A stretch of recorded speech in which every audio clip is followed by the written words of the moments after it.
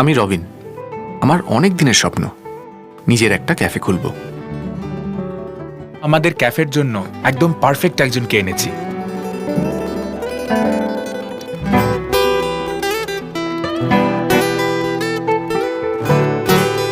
আমার স্বপ্নের দ্বিতীয় পার্ট হলো একটা স্পেশাল মিট প্রিপারেশন তৈরি করা। ডিশটার ইটসেলফ একটা ম্যাজিক আছে। মনে হয় রোজ একবার করে এসে খেয়ে যাই। আমার না সামাও মনে হয় আমি এই ডিশটাকে কিরকম জাস্টিস করতে পারি না। ভালোবেসে রান্না করলে বিক্রি তো ভালোই হবে।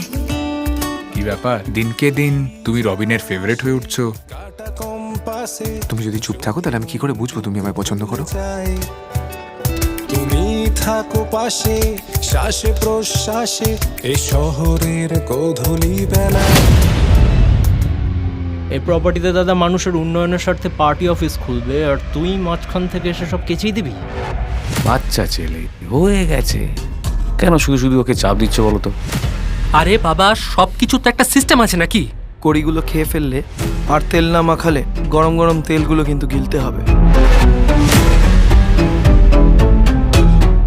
আমার কিছু হবে না তো তাহলে?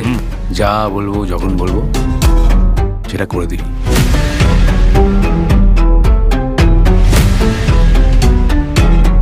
তোর জন্য মিস করে গেলি ভাই। এবার খেলা জমবে।